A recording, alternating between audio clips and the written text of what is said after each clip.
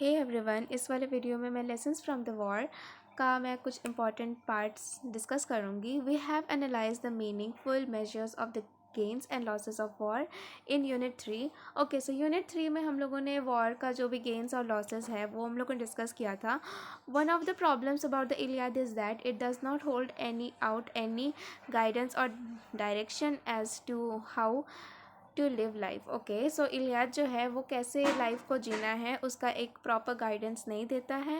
And it first started by the Greek philosopher. Okay, Greek philosopher Plato ने कहा कि उसने रिजेक्ट कर दिया, who rejected Homer's Iliad for not offering any constructive moral but limiting itself to the portrayal of the shadowy world of human actions. Okay, so Plato I think so, मैं सही pronounce कर रही हूँ, नहीं कर रही हूँ तो कमेंट सेक्शन में बताओ। सो ये है ग्रीक फिलोसोफर जिसने इसका मतलब इलियाद को रिजेक्ट करके ये कहा कि लाइक जो इसमें ना एक वर्ल्ड का एक शैडोई साइड दिखा रहा है, मतलब एक ह्यूमन एक्शन दिखा रहा है, कोई एक अच्छा सा मॉरल नहीं दे रहा है या फिर कोई कंक्लूजन टाइप का नहीं दे रहा है कि एक मतलब ये मॉरल है स्टोरी का। So there is no doubt that the poem reflects the bloody side of war and presents the glory detail of fight and the humbling and dishonoring of the losers in the most inhuman manner. Okay, so इसमें like बताया गया है like war का एक bloody side दिखाया गया है, ख़राब साइड दिखाया गया है, एंड प्लस फाइट में एक बहुत ही इनह्यूमन जो एक लूज़र है जिसके साथ एक इनह्यूमन जो सब चीज़ हुआ था, लाइक जो हेक्टर के साथ हुआ था, कि उसको ऐसे बांध के खींच के लेके गया था। तो आई थिंक उस वाले इंसिडेंट की बात हो रही है कि लाइक जो लूज़र है उसके साथ एक इनह्यूमन मैनर की मतलब इनह्यूमनली ट्रीट किया गया था। Even the Mahabharata details goes ghastly spectacles of violence such as Shishapala, okay, depiction, Duryodhana's repeated attempts at murdering Bhima and the Pandavas, the public molestation of Draupadi, Aswathama's slaying of all the five sons of Draupadi, and finally the annihilation of the Kuru clan in the war. Okay, so I think ये कहना चाहते हैं कि जो भागवत गीता में जो भी महाभारत में एक हर चीज़ के लिए एक मॉरल दिया गया है और आपको क्या करना है वो भी बताया गया है। सो आई थिंक ये चीज़ ना इलियाद में नहीं है। So but this seems to be missing in, हाँ इलियाद में ये चीज़ मिसिंग है। लाइक इसमें जैसे भागवत गीता में हर चीज़ का एक मॉरल था, एक कंक्लूजन भी था, एंड हर चीज़ से कुछ सीखने को मिला था, बट वो चीज़ इलियाद में मिसिंग है। Offer any moral and political ethic and the war does not uphold any lessons of humanity. Okay, so humanity का कोई लेसन नहीं था। लाइक एक्चुअली क्या बोलते हैं, उसके साथ प्रियम के साथ हेलेन चली गई, उसके बाद फिर दोनों लड़ाई हुआ, मतलब ग्रीक्स और ट्रोजन्स की लड़ाई हुई। उसमें एक्लेस ने लड़ाई करने से मना किया, उसके बाद फिर उसने पेट्रिकुलस की डेथ के बाद उसने वापस से ज्वाइन किया बैटल फील्ड, और उसके बाद फिर वो हेक्टर को जाके मार के आ गया। उसके बाद फिर वो हेक्टर को लेके आ गया, फिर प्रियम उससे माफ़ी मांगने के लिए गया, उसकी हेक्टर की बॉडी वापस लेने के लिए गया, उसके बाद फिर उसने उसको दे दिया। सो आई थिंक इसमें कोई एक मॉरल नहीं मिल रहा है, ये एक स्टोरी है। But if we read the poem which has for its theme rage, we learn the first lesson that rage bears rage, violence bears violence. Okay, so I think rage, okay, rage का मतलब होता है कि like एकदम से गुस्से में कुछ कर देना, मतलब एकदम से आउट ऑफ कंट्रोल हो जाना गुस्से में, and violence. So we recognise the violent consequence of anger as seen in Achilles' refusal to enter the battlefield till book 19, resulting in the destruction of the Greek army with equal losses to the Trojan army. Okay, सो हुआ क्या कि like इसमें actually बताया गया है एक anger का एक कंसिक्वेंस या फिर डिसएडवांटेज, जिसमें एक्लेस जो था उसने लड़ाई करने से मना कर दिया था because of his ego and anger, and फिर बाद में उसको बैटलफील्ड ज्वाइन भी करना पड़ा था। सो उसकी वजह से ग्रीक्स को बहुत ज़्यादा लॉस हुआ था and equal losses to Trojan army. Patroclus' entry into the battlefield with Achilles okay, so इसके लिए ना मतलब ट्रोजन के लिए भी एक इक्वल लॉस इसलिए था क्योंकि पेट्रिकुलस एक्लेस के बदले चला गया था लड़ाई करने को, एंड उसकी डेथ हुई हो गई थी because of vector. So Hector ने ही पेट्रिकुलस को मारा था, इसलिए एक्लेस गुस्सा हो गया था। एंड बिकॉज एक्लेस को गुस्सा हुआ था, तो एज यू नो कि एक्लेस जब गुस्सा हुआ था तब ही हेक्टर को उसने मारने के लिए गया था, वरना अगर पेट्रिकुलस नहीं जाता तो उसकी डेथ नहीं होती। उसकी डेथ नहीं होती तो फिर एक्लेस को गुस्सा नहीं आता, और उसके बाद फिर हेक्टर की भी डेथ नहीं होती। तो protective armour after the Greek age humanized his rout of the Trojans, he his killing of Serpendon and the fight over his body, the revenge slaying of Patroclus by Hector, the fight over Patroclus' body, laying to Achilles, enter the battlefield, his killing of Hector and driving with Hector's corpse. हाँ, मतलब कुछ होता ही नहीं अगर पेट्रिकुलस नहीं जाता लड़ाई करने को। सो आई थिंक यहाँ पे एक बहुत बड़ा सा एक आई थिंक ये रियल ऐसे हैंड राइटिंग में लिखा था, आई थिंक ये वही पोएम ही है या फिर आई डोंट नो। इसको रीड करते हैं। Patroclus' hot tears pouring down with the face like a stream of dark water flowing in the dusty snakes down the face of a stair cliff, returned to Achilles, leader of men. Noble Achilles, the fleet of foot, saw and pitied him and spoke to him with a winged voice. Why are you crying like a little girl, Patroclus, like a child running away by her mother's side, begging to be carried, clutching to her skirt to make her stop, and tearfully looking up until her mother takes her in his arm? Your traps fall like hers, Patroclus. Okay, हाँ, मतलब ये ना मतलब वही है, मतलब story का ही part है। तो इसमें हुआ क्या था कि लाइक जो पेट्रिकुलस आई थिंक वो रो रहा था, आई डोंट नो, उसके उसके आँख से एक डार्क वाटर निकल रहा था एंड आई थिंक वो रो रहा था। सो जो एक्लेइज है उसने उसको कहा कि क्यों एक छोटे बच्चे की तरह रो रहे हो, यू आर मतलब ऐसा लग रहा है कि उसकी मॉम वहाँ से जा रही है एंड एक छोटा बच्चा रो रहा है, उनकी ताकि वो उसकी मदर रुक जाए, और जैसे छोटे बच्चे रोते हैं ना, you just understood it, I think सो। तो मतलब एक छोटा बच्चा रो रहा है बिकॉज उसकी मॉम चली जा रही है, तो उसको मतलब पकड़ के ऐसे रो रहा था कि उसकी मॉम भी उसको मतलब गोदी में लेके चली जाए, तो ऐसे छोटे बच्चे की तरह रो रहा है। So then now that a dark cloud of Trojans hem in the ship so closely, and we Greeks, confined to a narrow space, have nothing left at our bricks but the shore, slept over shoulders in my glorious armor, and led my myrmidons who love a fight to battle. It seems the whole of Troy attacks us fearlessly. Now they can see no sign of my harm. By valor gleaming in their faces, they would soon fill the river beds with their dead, and no, but not wearing round or our camp.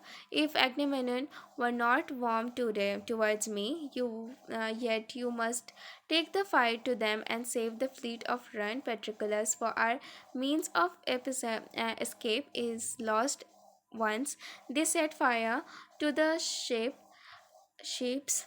Listen while I give you my advice, and you can give glory to me and recompense from these danas the return of that lovely girl and find gifts as well. Then you have driven them from the ships. Come back to me. Okay. You can identify Achilles' deep feeling of love for his country, his words of mighty inspiration of Patroclus to be brave and to fight on his behalf, and the soft side of his personality beneath his angry visage. Okay, so Achilles actually वो अपने ego के लिए और वगैरह वगैरह के लिए उसने बैटलफील्ड छोड़ा था, पर वो अपनी मतलब अपनी कंट्री से बहुत ज़्यादा प्यार भी करता था बिकॉज जब वो गुस्सा नहीं था, जब उसके अंदर ईगो नहीं था, तो जब ब्रेसिस को उससे नहीं लिया गया था तब वो बहुत ज़्यादा लॉयल था। जब उसको गुस्सा नहीं था तब तो वो भारी पड़ ही रहा था ट्रॉय के ऊपर, एंड वो कमांडर था तो वो एज अ कमांडर बहुत अच्छा कर रहा था। बट जब उसको गुस्सा आया तभी उसने ऐसा कुछ नाटक किया था, बट उसके बाद भी लाइक आफ्टर पेट्रिकुलस की डेथ उसने वापस से बैटलफील्ड ज्वाइन करके उसने वापस से ही अपना मतलब धौस जमा लिया था एंड फिर से ट्रॉय को हराने में चला गया था, मतलब हराने के लिए जुट गया था. His loyalty to his fellow soldiers, his great feelings of love, compassion like Patroclus, and his self-offer, his armor for his friend to done clearly indicate that all is not rage in the Homeric world. Okay, so Homeric world में हर चीज़ rage नहीं है, because जो एक्टिलाइज था वो एक बहुत अच्छा इंसान था, प्लस एक ग्रेट पर्सनालिटी था, प्लस उस अपने सोल्जर्स के लिए भी वो एक अच्छा इंस्पिरेशन था, एंड उसका अच्छा दोस्त भी था, अच्छा कंपेनियन था. एंड पेट्रोकुलस का भी एक बहुत अच्छा दोस्त था, उसने अपना आर्मर भी पेट्रोकुलस को दे दिया था. सो ये एकदम क्लियरली बता रहा है कि like he is a good friend of Patroclus and a good citizen. We have discussed in unit 3 about Hector and his bonding with his family. Okay, so Hector अपनी फैमिली से बहुत ज़्यादा कनेक्टेड था. That's why अगर जब ना प्रियम के खिलाफ होने के बाद भी लाइक उसको पता है, नहीं प्रियम के खिलाफ नहीं, पेरिस के खिलाफ होते ही, मतलब एज पेरिस उसका भाई था, उसको पता था कि पेरिस ने जो भी किया सही नहीं किया है, बट फिर भी मतलब बिकॉज पेरिस उसका भाई था एंड उसकी वजह से पूरी लड़ाई शुरू हुई थी, एंड उसके जो कंट्री मैंने उनको बहुत ज़्यादा लॉस होने वाला था, इसलिए उसने बैटलफील्ड ज्वाइन किया था. तो actually Hector is a family person, like he is a family person. अपनी फैमिली और अपनी किंगडम से वो बहुत ज़्यादा प्यार करता था.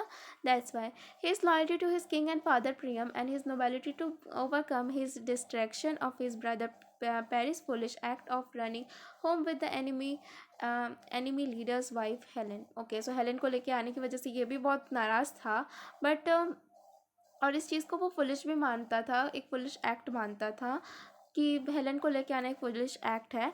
बट हेक्टर जो था वो अपने किंगडम के लिए बहुत ज़्यादा लॉयल था, अपने किंग के लिए बहुत ज़्यादा लॉयल था जो उनके खुद के फादर थे. The epic is also a pointer to a new political ethic that was not a part of Homeric world. Okay, so ancient Greek society values war, heroic much more than civilized behavior, as evidence from the Homer bestowed upon brutal incendiary killing and barbaric slaughter of men, women, and children.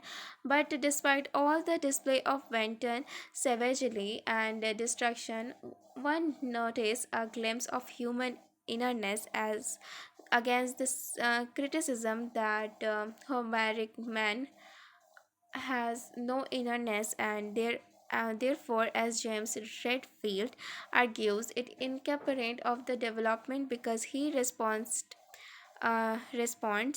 fully and uncritically to each situation. Okay, so actually Homeric world उस time पे मतलब Homer उस time पे इतना famous इसलिए था और इलियाद इतना फेमस इसलिए है बिकॉज उस